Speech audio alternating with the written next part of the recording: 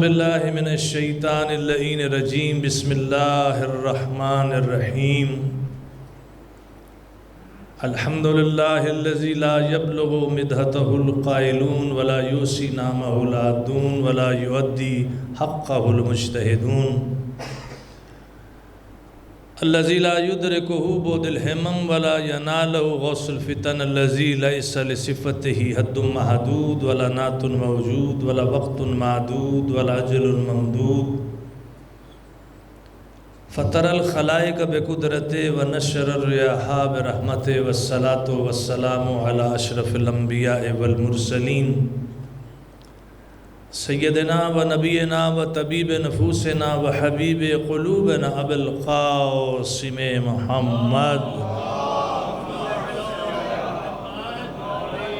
و آلہ طیبین الطاہرین المعصومین المنتجبین المنتخبین المظلومین اما بعد فقد قال اللہ سبحانہ و تعالی فی محکم کتابہ المجید والفرقانہ الحمید وہو اصدق الصادقین وقولہ الحق بسم اللہ الرحمن الرحیم حل اتی علی الانسان حین من الدہر لم یکن شیئا مذکورا انا خلقنا الانسان من نطفۃ امشاج نبتلیہ درود بھیجئے محمد علیہ محمد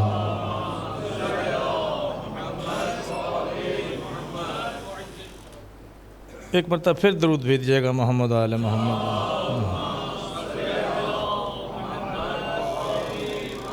اذان مرتبہ اللہ نے جتنی بھی مخلوقات کو خلق کیا ہے جو ہمارے ادراک ہیں یا ادراک سے باہر ہیں،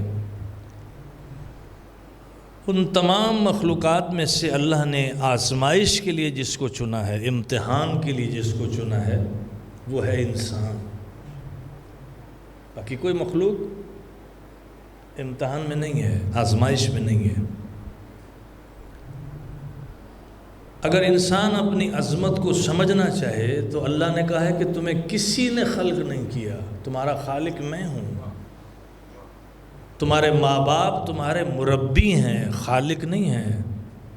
تمہارے ماں باپ تمہارے مربی ہیں، مالک نہیں ہیں۔ مالک میں ہی ہوں، خالق میں ہی ہوں۔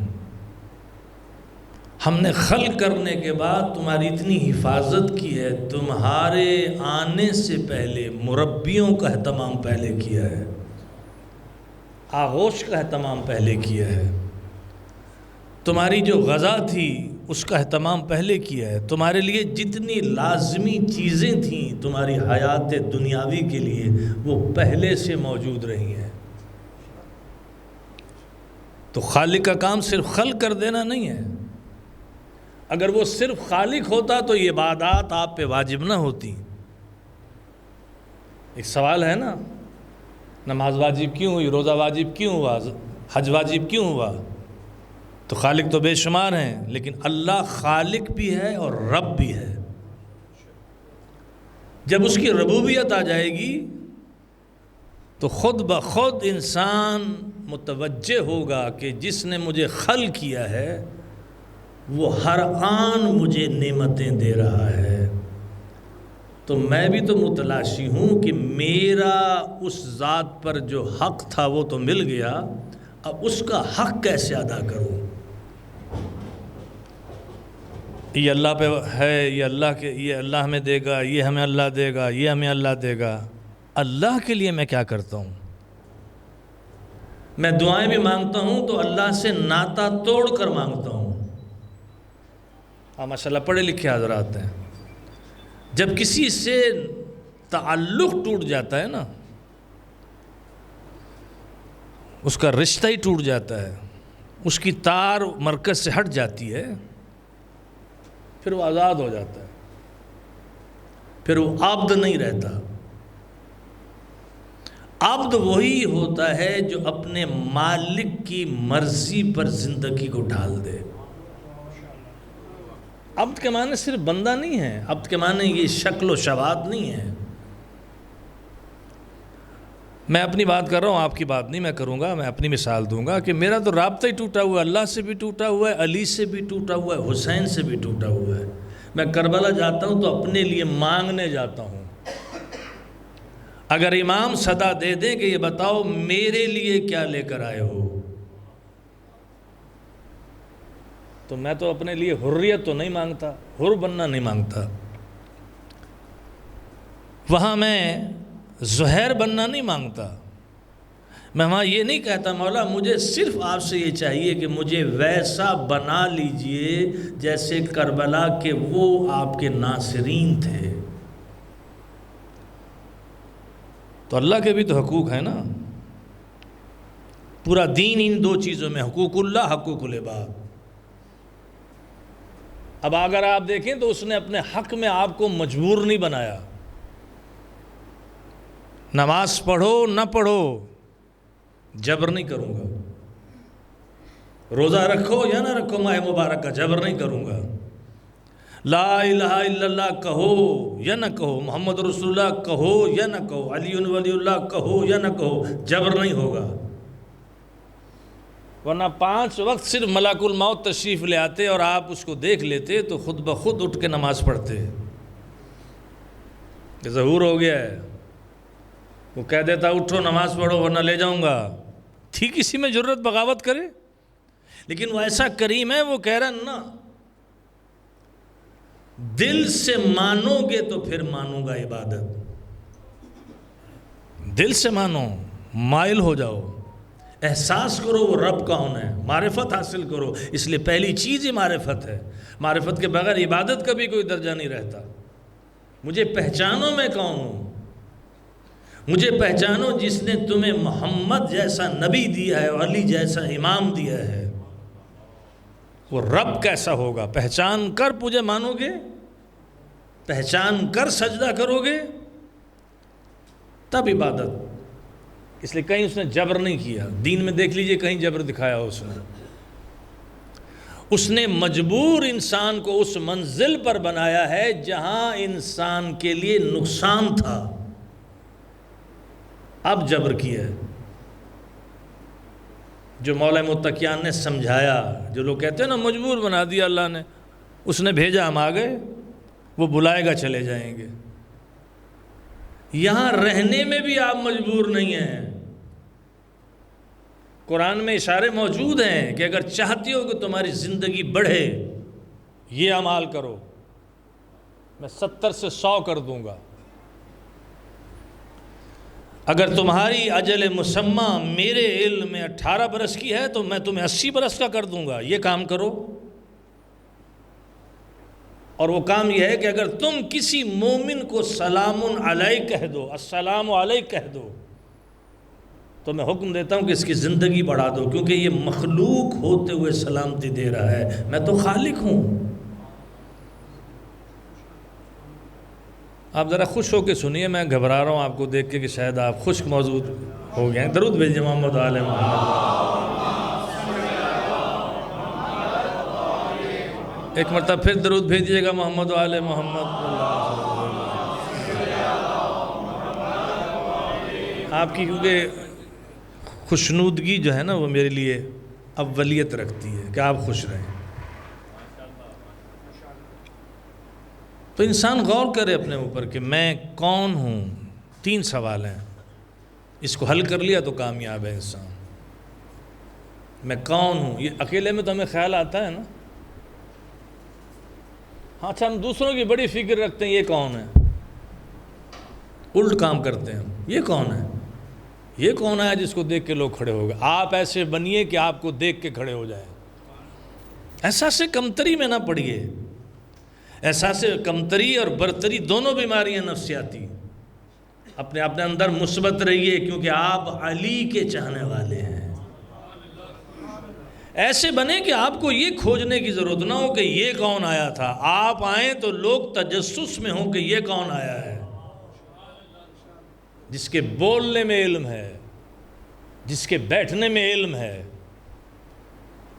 اب ستم ظریفی تو یہ ہے کہ سندوں سے ناپا جا رہا ہے کہ یہ کتنا بڑا عالم ہے۔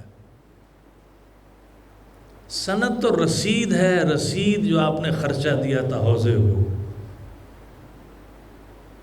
اسکول کو جو خرچہ دیا تھا آپ نے 5 برس پرائمری میں اور اس کے بعد پھر 2 ہائی میں گئے تھے، تو وہ تو رسید دی ہے۔ اس نے یہ کتابیں پڑھی ہیں۔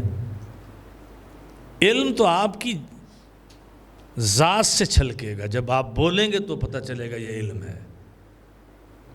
علی نے کون سی سند دکھائی تھی لوگوں کو؟ رسول نے کون سی سند دکھائی تھی؟ رسول نے تو نہ کوئی کتاب لکھی کہ پہچانوں میں کیسا عالم ہوں۔ رسول نے کوئی ایسی تقریر نہیں کی جس سے رسول کا علم ظاہر ہو۔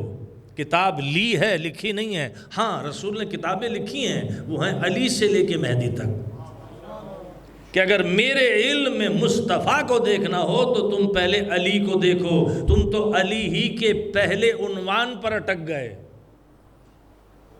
تم تو علی کو نہیں پہچان پائے۔ کوئی اس کو رب کہہ رہا ہے، کوئی اس کو اللہ کہہ رہا ہے، کوئی اس کو جل شانہ کہہ رہا ہے۔ جب تم میری پہلی کتاب کے ٹائٹل ہی کو نہیں پڑھ پائے تو تم ذات مصطفیٰ کو کیا سمجھو گے؟ اور پھر وہ جو خالق مصطفیٰ و مرتضیٰ ہے وہ کس منزل پر ہوگا؟ وہ اللہ جس نے مصطفیٰ کو مصطفیٰ بنا کر بھیجا ہے، وہ مرتضیٰ جو مرتضیٰ آیا ہے، مرتضیٰ ہے، میری آپ کی وجہ سے مرتضیٰ نہیں بنا، جس کو اللہ نے خاص رضاؤں کے لیے بنا کر بھیجا ہے کہ علی کا ایک سانس بھی میری مرضی کے بغیر نہیں نکلا۔ یہی وجہ ہے کہ آج تک دنیا میں دکھائیں کسی نے جاتے ہوئے یہ جملہ کہا ہو کہ میں کامیاب ہوں، کسی بڑے سے بڑے عالم نے، صوفی نے کہا ہو یہ جملہ، کسی سائنسدان فلسفی نے کہا ہو یہ جملہ، ایٹم بم بنانے والے نے کہہ دیا ہو کہ میں کامیاب ہو گیا، کیونکہ وہ بنا کر بھی جانتا ہے کہ یہ کامیابی نہیں دی میں نے انسان کو، یہ تباہی کے سامان دے دیے۔ آج بچے پوچھتے ہیں جی وہ کسی امام نے کمپیوٹر تو بنا کے نہیں دکھایا،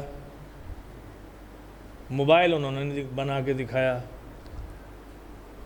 چاہے وہ نبی ہوں یا رسول ہوں یا امام ہوں، وہ آپ کی یہ ایجادات کرنے نہیں آئے تھے، وہ انسان کو انسان بنانے آئے ہیں۔ تم انسان بن گئے تو سب کچھ بن جاؤ گے۔ انسانی ایک دائرے کا نام ہے، اگر وہ اس دائرے کے اندر ہے تو انسان، جیسا میں کہا کرتا ہوں دین دائرے کے اندر ہے، اگر وہ اس دینی دائرے سے نکل کر سوچ رہا ہے تو پھر وہ دیندار نہیں ہے، وہ ملحد ہے، جس کی صدائیں آپ نے سڑکوں پہ سن لی ہیں کچھ عرصہ پہلے۔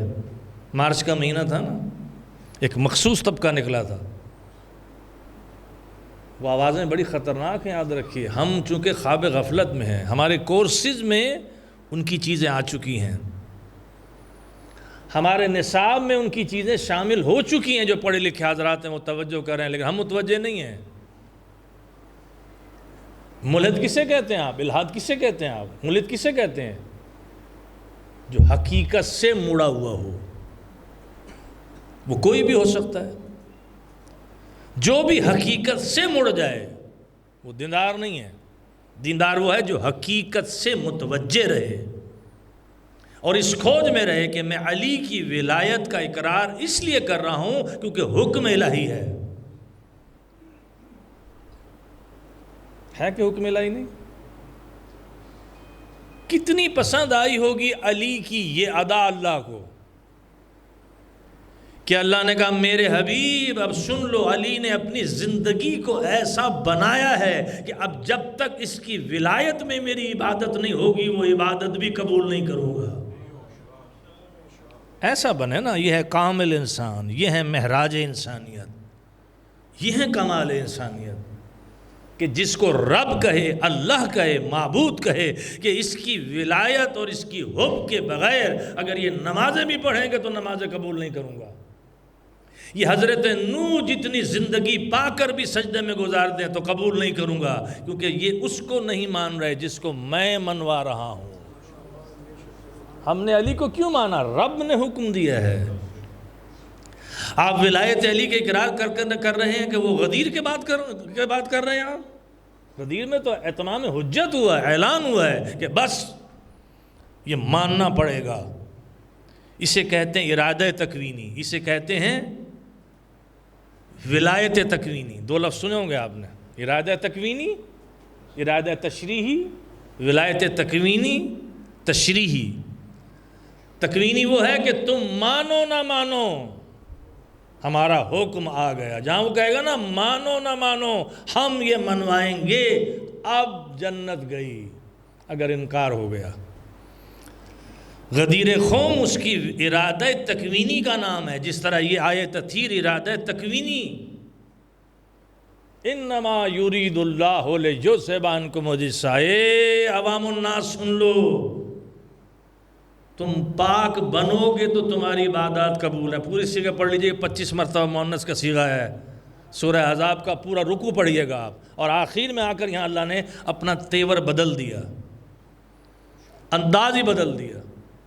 ابھی سخت لہجوں میں خطاب کر رہا تھا کہ اگر تم نے متاع و زینت اور دولت مانگنی ہے تو ہم تم کو دے دیں گے، لیکن ہم تم کو آزاد کر دیں گے، جاؤ پھر جہاں مرضی جاؤ. اگر تم نے اللہ کی اور اس کے رسول کی اطاعت کی اور عبادات کی تو ہم تمہیں دگنا اجر دیں گے، کیونکہ تم ازواج ہو. اور لفظ فوش ہے، یہ تو ہم مجبوراً کہنا پڑتا ہے ترجمے میں. لفظ اگر تم نے کوئی فوش حرکت کی تو تمہیں عذاب بھی دگنا دیں گے. اور ایک دم تیور بدلے اللہ کے. اگر تم نے یہ کیا تو تمہیں یہ ملے گا، اگر تم نے یہ کیا تو تم کو یہ سزا ملے گی. اور ایک دم کہا انما یرید اللہ لیذھب عنکم الرجس. بس اور بس یہ تمہارے ارادے پر موقوف ہے کہ تم یہ کرو گے، تم یہ کرو گے، لیکن یہ اللہ ارادہ رکھتا ہے کہ اہل بیت سے نجاست کو دور رکھے.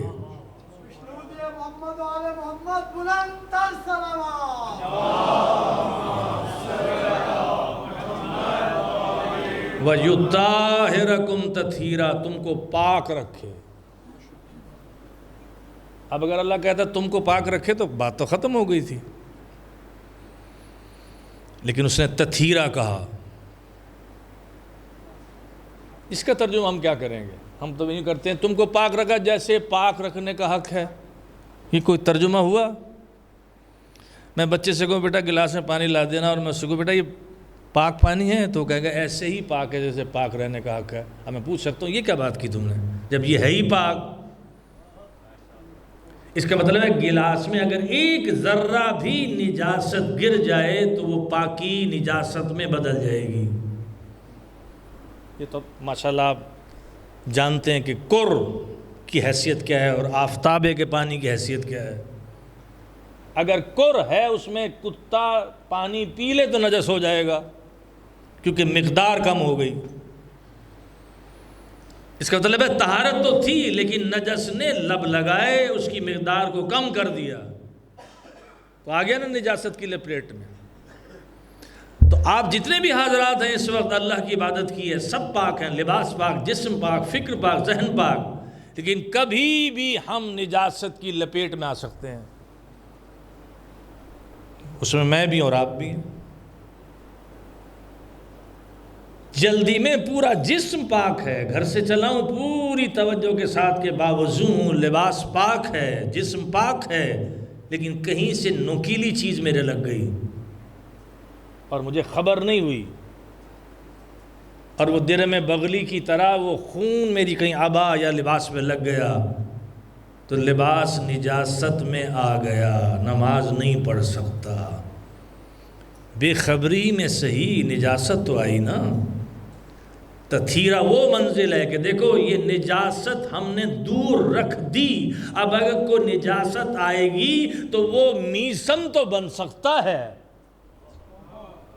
وہ عمار بن سکتا ہے، وہ سلمان و ابو ذر بن سکتا ہے، وہ حر بن سکتا ہے، وہ فضہ ام اسما بن سکتی ہے، لیکن ان کی طہارت کو نجاست میں تبدیل نہیں کر سکتا. ہم نے اس منزل پر ان کی طہارت رکھی ہے کہ جو مربوط ہے ارادہ الہی سے، کیونکہ جتنا مضبوط ارادہ رکھنے والا ہوگا اتنا ہی وہ مضبوط ہوگا ارادہ، اور جتنا مضبوط ارادہ ہوگا اتنا ہی بننے والا ہوگا. تو یہاں مرید کون ہے؟ یہ پیری مریدی والا مرید نہ سمجھ لیجئے گا. مرید کہتے ہیں صاحب ارادہ. تو کون ہے صاحب؟ اللہ. اللہ کہہ رہا ہے یہ کسی کا ارادہ نہیں ہے، میرا ارادہ ہے کہ میں اہل بیت نبوت کو نجاست دور رکھوں. یا اللہ نجاست تو وہاں بنی ہی نہیں ابھی، عینی نجاستیں تو آئی نہیں ہیں، یعنی عینی ہوں یا غیر عینی، جو چھپی ہوئی نجاستیں ہیں وہ سب کی سب اہل بیت اطہار. یہ آیت تطہیر دلیل ہے اس بات کی کہ مصطفیٰ اور حیدر کا پورا خاندان آدم سے لے کے مہدی تک اس بات کی دلیل ہے کہ کبھی بھی کوئی شرک میں مبتلا نہیں ہوا، ورنہ اللہ آیت نہ بھیجتا. جس کا کہیں اوپر کوئی نعوذ باللہ ایک لمحے کے لیے بھی صرف ایک خاندان ہے کائنات میں جو کبھی بھی غیر خدا کے سامنے نہیں جھکا. آج جتنے بھی سادات ہیں یہ کیوں ہیں؟ ان کی حدیثیں جو آگے رسول اللہ کے سادات کی عظمت کیوں ہے؟ اگر وہ گناہ گار بھی ہیں تو ذلیل مت کرو. اکرم اولادی و صالحین، دونوں طریقے سے، صالحون بھی ہے صالحین بھی ہے. طالحین لی، طالحون لی، دونوں طریقوں سے حدیث ہے اور اہل سنت کی کتابوں میں بھی ہے. اکرم اولادی، میری اولاد کی عزت کرو. صالحون للہ، اگر وہ نیک ہیں تو اللہ کی اطاعت سمجھو. ایسا آئے گا اللہ اس کہیں. طالحون لی، اگر وہ بد کردار ہیں تو میری نسبت سے کرو، تم رسوا نہیں کر سکتے. اس کا مطلب ہے کہ شجرہ چونکہ کامل ہے. اب یہ سید کو چاہیے کہ میں کس منزل پر ہوں، میری نسبت کہاں ہے. میری نسبت رسول سے ہے، علی اور بطول سے ہے. پھر تو چلے کاٹنے کی ضرورت ہی نہیں سید کو بھائی. معاشرے سے ہو کر راتوں کو جاگ کر دن میں سونے سے تو کامل انسان نہیں بنے گا نا. علی نے کہا ہے بیلچہ لے کر مزدوری کر کر اس کی اطاعت میں زندگی گزارو تو تب انسان بنو گے. چلوں سے نہیں، پھونکا پھانکی سے اور تعویذ دینے سے اور پیسے لینے سے کامل انسان نہیں بنتا. معذرت کے ساتھ کہہ رہا ہوں، وہ ہے سیلفش انسان، خود غرض انسان ہے جو رات کو خود عبادت کر رہا ہے، لوگوں کی اس کو فکر نہیں ہے. اللہ کہہ رہا ہے نہیں، جس ماحول میں رہ رہے ہو اگر تم کامل انسان بن رہے ہو تو دوسروں کو بھی بناؤ، ان کو ماحول دو جس انداز سے، جس پہلو سے ماحول دینا چاہتے ہو. اس لیے حضرت موسیٰ کلیم اللہ ہیں تو طور پہ جاتے تھے کلام کرنے. ایک مرتبہ اچانک اللہ نے ارادہ کیا اور موسیٰ کا رخ مڑ گیا. پہلے کوئی اور راستہ ہوتا تھا، آج راستہ بدل دیا.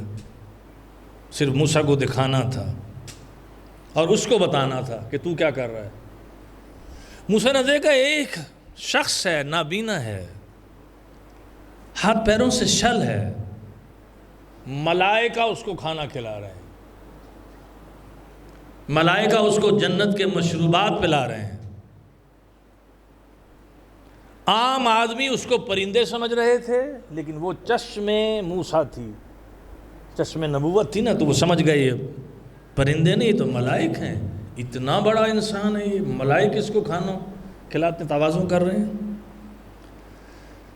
تو گئے کہ پوچھوں تو صحیح اس منزل پہ کیسے پہنچ گیا یہ، غیر معصوم ہوتے ہوئے، نبی بھی نہیں ہے، ولی بھی نہیں ہے. تو اس نے آہٹ سے قدموں کی پہچانا کہ کوئی آیا ہے. یہ آپ کون ہیں؟ باتوں باتوں میں کون ہیں آپ؟ کہا میں موسیٰ ہوں، میں موسیٰ ابن عمران ہوں. آپ؟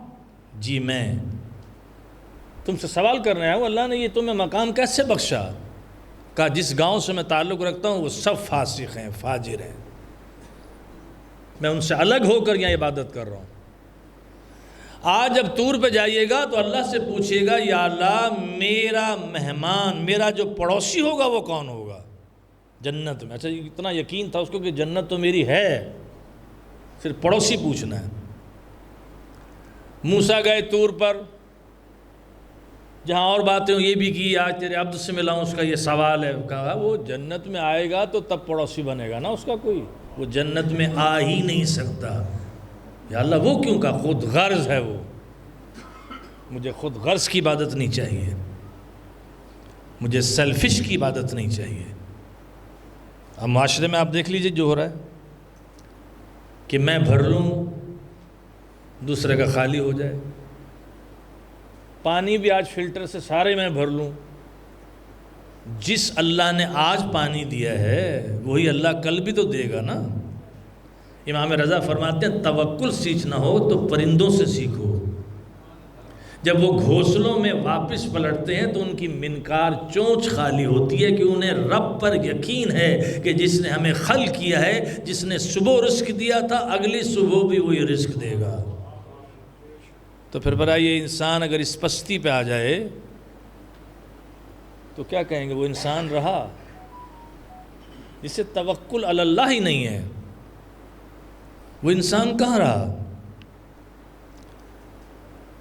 انسان تو وہ ہے کہ جو پہلی منزل میں یہ تجسس کرے۔ اب میں زیادہ آپ کو زحمت نہیں دینا چاہتا، مطلب پہ جو میں کہنا چاہ رہا ہوں، قرآن میں اگر آپ دیکھیں تو کیا کہا ہے اللہ نے؟ اِنَّا خَلَقْنَا الْإِنسَانَ مِن نُطْفَةٍ أَمْشَاجٍ نَبْتَلِيهِ۔ ہم کہا ہے اللہ نے، ہم، میں نہیں کہا اس نے۔ آدم کو کہا ہے، وہاں کہا ہے میں نے، انی جاعل فی الارض خلیفہ، میں نے تجھے زمین کے لیے خلیفہ بنایا ہے۔ انی جاعلوں کا للناس امام ابراہیم، ہم نے تمہیں انسانیت کا میں نے بنایا ہے۔ جہاں انی آیا منصبوں کے لیے آیا، نبوت کے لیے، رسالت کے لیے، امامت کے لیے، خلافت کے لیے، کیونکہ یہ روٹین کا کام ہے اس کو نبی بنانا، رسول بنانا۔ لیکن جہاں وہ اپنی پوری صفات و جلال و جمال کو اکٹھا کر کے کہتا ہے، وہاں کہتا ہے ہم، انا انزلناہ فی لیلۃ القدر۔ قرآن کے لیے کہہ رہا ہے، میں نہیں کہہ رہا، ہم نے نازل کیا۔ انا یہ بھی جمع کا صیغہ ہے، انزلناہ، ہم نے اس کو نازل کیا۔ کس کو؟ قرآن کو۔ کیوں کہا اس نے؟ کہ میں پوری صفات و جلال و جمال کو اکٹھا کر کے کہہ رہا ہوں کہ ہم نے قرآن نازل کیا ہے، وہی حروف ہیں جو تم استعمال کرتے ہو۔ ایک کوثر کے مقابلے میں کوثر ہی لے آؤ۔ آسان بالکل یہ ہے کہ جہاں وہ کہتا ہے ہم، تو وہاں اپنی قدرت کاملہ بتاتا ہے۔ کوئی مجھ جیسا قادر کہ سورہ کوثر لے آئے؟ اگر لفظوں میں کوثر کو ڈال دوں تو تم کوثر نہیں لا سکتے، جس کو میں حقیقت کوثر بنا کر فاطمہ بنا دوں، اس بی بی کا مقابلہ تم کیسے کر سکتے ہو؟ تو جہاں بھی وہ کہتا ہے نا ہم، اب آپ نے یہ نقطے بھی سنے ہوں گے کہ جہاں وہ کہتا ہے میں تو اللہ ہوتا ہے، اور جہاں وہ کہتا ہے ہم تو دوسرے بھی آ جاتے ہیں نا، یہ بھی شرک ہے۔ فعل الہی میں کسی کو شامل نہیں کر سکتے آپ۔ ذات الہی، صفات الہیہ، اعمال افعال الہیہ، عبادت الہیہ، یہ چار شرک ہے نا، عبادت میں شریک نہیں کر سکتے۔ ہاں یہ الگ ہے کہ اللہ کہہ رہا ہے ذکر علی کا کرو گے عبادت میں بنا دوں گا، محبت علی سے کرو گے عبادت میں بنا دوں گا، علی کے چہرے کو دیکھو گے عبادت میں بناؤں گا۔ میں وہی عبادت بناؤں گا جو میرے حکم کے تحت ہو، کیونکہ میں نے اپنے حبیب سے کہا ہے کہ علی کا چہرہ دیکھنا عبادت ہے، علی کا ذکر کرنا عبادت ہے، علی کی محبت اختیار کر لینا عبادت ہے۔ تو آپ بتائیے کتنا با کمال انسان ہوگا وہ کہ جس کو آپ نے دیکھا بھی نہیں، لیکن اس کی محبت آپ کو ایسیوں سے نکال کے گرمی میں لے آتی ہے۔ پھر ہے آپ جیسا کوئی قیمتی؟ آپ جیسا قیمتی کوئی نہیں ہو سکتا، آپ کی کوئی قیمت بھی نہیں دے سکتا۔ محرم آ رہا ہے نا، اب چلچلاتی دھوپ میں آپ بچوں کو، عورتوں کو دیکھتے ہیں، وہ پرواہ نہیں کرتی بچہ پیاسا ہے کہ نہیں، کون نکال کر لاتا ہے گھروں سے۔ اللہ قدرت دکھا رہا ہے کہ میں ہوں وہ قادر، میں چاہتا ہوں کہ علی کے ماننے والے پیدا ہوتے رہے۔ یہ کون سا والا ارادہ ہے اس کا؟ کبھی زندگی پھر میں عرض کروں گا، ارادہ تکوینی ہے یہ اس کا، کہ علی کی محبت تمہاری محتاج نہیں ہے، تم محتاج ہو۔ میں اللہ چاہتا ہوں کہ علی کے محب بنتے رہیں، میسم بنتے رہیں، حر بنتے رہیں۔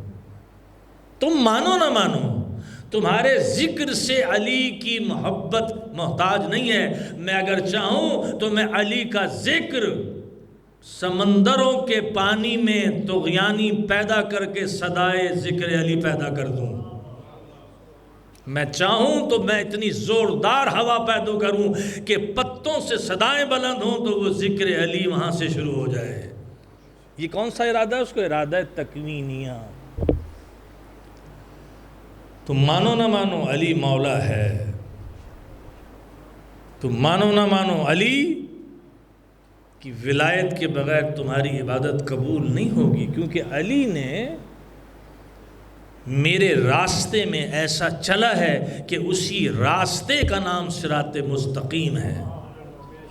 صراط الذین انعمت علیہم، کہتے ہیں نا اہدنا الصراط المستقیم،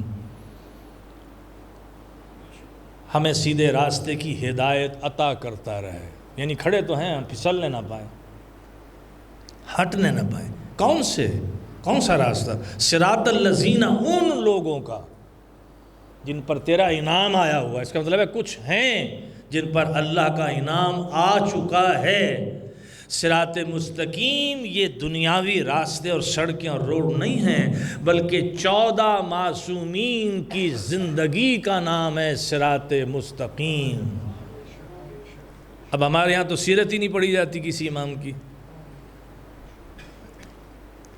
کسی مولوی صاحب اگر بیچارے چلے جائیں ایسے علاقے میں اور ان کو کچھ تھوڑی سی درس کی بات کریں تو اگلے دن چٹ آ جاتی ہے، مولانا فضائل پڑھیں، نعرے لگوائیں آپ۔ نماز سارے نو آندھی ہے، ساروں کو آتی ہے تو بھی پڑھتے کیوں نہیں؟ کیونکہ عالم کا کام توجہ دلانا ہے۔ عالم کی کیا ذمہ داری ہے؟ بس آخری بات کر رہا ہوں فضائل کی۔ عالم امام زمان اجل اللہ تعالی فرجہ الشریف کی کھیتی کا محافظ ہے۔ اب آپ یہ سارے ذمہ دار ہیں جتنے بیٹھے ہوں گے، کھیتی برباد کون کر رہا ہے اور حفاظت کون کر رہا ہے؟ اب میں زمیندار فیملی سے ہوں تو آپ بھی میں بیٹھے ہوں گے زمیندار جو گاؤں کریوں میں جاتے تو آپ دیکھا ہوگا کچھ فصلیں ایسی ہوتی ہیں، پنیری ہوتی ہیں وہ، کہ پرندے اسے کھا لیتے ہیں۔ تو عقل مند کسان ہوگا وہاں ایک محافظ بنا دیتا ہے عارضی طور پر، ایک ڈنڈا لے گا، اس میں کراس ڈالے گا، اس کو کالی قمیص پہنا دے گا اور ایک ہنڈیا کالی کر کے اوپر رکھ دے گا۔ پرندے سمجھتے ہیں کہ یہ محافظ کھڑا ہوا ہے، وہ کھیتی برباد نہیں کرتے۔ عالم دین بھی وہی عالم دین ہے جو امام کی کھیتی بچائے، تقریروں میں نعرے لگوا کے برباد نہ کرے۔ اچھی خاصی کوئی نماز پڑھ رہا تھا اور اس نے آ کر کہا کہ یہ کام کر لو سیدھے جنت میں جاؤ گے، اس نے کہا نماز پڑھنے کا فائدہ کیا، یہی کرو سیدھے جنت میں، یہ محافظ ہے؟ یہ تو برباد کر رہا ہے امام کی کھیتی کو۔ تو میں اپنی بات کر رہا ہوں، اگر خدا سے میرا واسطہ بنا رہتا، امام سے میرا واسطہ بنا رہتا، تو میں یہ توجہ رکھتا کہ میرا امام مجھ سے کیا چاہتا ہے، میری تقریر کس ڈھنگ میں ہو، کس موضوع میں ہو، میں نے 10 دن میں کون سی بات کرنی ہے جس سے امام راضی رہے اور ان کی کھیتی بھی پروان چڑھے۔ ایک درود بھیج دیجیے گا محمد و آل محمد۔ اس لیے آج تک کسی بھی جانے والے نے دنیا میں نہیں کہا میں کامیاب ہوا، کہا ہے کسی نے؟ واللہ فزت برب الکعبہ۔ کون ہے علی؟ آج آپ نام سنتے ہیں، آپ سمجھتے ہیں یہ یو کے والے بڑے زبردست ہیں، معاشرے کو مستفید کرنے والے اور اس میں اصلاح کرنا، نہ بھائی نہ۔ علی کہ خاندان رسالت ہے جس نے انسانیت کے رستے دکھائے ہیں۔ کوئی بھوکا نہ رہے۔ حضرت ہاشم، نام ہی ان کا ہاشم پڑ گیا، اونٹوں کو نہر کروا کے روٹیاں پکوا کر اس کو چور کے مساکین کو دسترخوان کھلاتے تھے، نام ہی ہاشم پڑ گیا۔ لوگ ان کے نام کو نہیں جانتے، نام عامر ہے آپ کا لیکن ہم ہاشم سے پہچانتے ہیں۔ پرندوں کو اچھالتے تھے، وہی روٹیاں اور وہی چیزیں، وہ پرندے اس کو کھاتے تھے۔ متیم الطیر لقب پڑ گیا آپ کو، پرندوں کو کھلانے والا۔ ہم چونکہ بیچارے سیدھے سادے سے لوگ ہیں، کہتے ہو امریکہ نے یہ کام کر دیا، انگریزوں نے کہاں سے کام کیا؟ اپنوں کو دیکھو، احساس کمتری کے شکار نہ بنے۔ سائنس آپ نے ان سے نہیں لی، سائنس علی کے دروازے سے نکلی ہے۔ علی نے کہا ہے فزکس کا ماہر ہے علی، کیمسٹری کا ماہر ہے علی۔ کون سا علم ہے جس کا ماہر علی نہیں ہے؟ میتھمیٹکس کے پورے اصول کو مرتب کرنے والا علی ابن ابی طالب ہے، جس کے چھٹے جانشین اور چھٹے فرزند کی بارگاہ سے جابر بن حیان جیسا بابا کیمیا نکلا ہو۔ پھر آپ احساس کمتری کے شکار ہیں، وہاں سے علم ہم نے لیا ہے۔ آپ علم سے دور ہوئے ہیں، اور جب دور ہو جائیں گے ناتا توڑ دیں گے، جہالت کی آماجگاہ ہوگی، پھر زبان سے علم نہیں نکلے گا، جہالت نکلے گی۔ اور جاہل کو انسان قابو کر لیتا ہے پیسوں سے، لفافوں سے، یہ ہے ہی جاہل، اس کی زبان پہ جو رکھو گے وہی بکے گا یہ۔ اب دیکھیے افسوس کی بات ہے، محراب کے لیے تو آپ کہتے ہیں مولانا کہاں پڑھے ہیں آپ؟ علامہ کلب حسین علامہ قوم کا نام سنا ہوگا آپ نے، کلب صادق ان کے فرزند ہیں، ٹھیک ہے نا، پورا خاندان وعدہ رہا ہے اجتہاد کا۔ یہ بہت پہلے، یہ میرے بزرگوں نے مجھے سنائی ہے کہ وہ بہت پہلے جب پاکستان آئے تھے تو انہوں نے یہاں ماحول دیکھا تو انہوں نے ایک جملہ کہا کہ آپ کا مصلی تو محفوظ ہے لیکن آپ کا منبر محفوظ نہیں رہا۔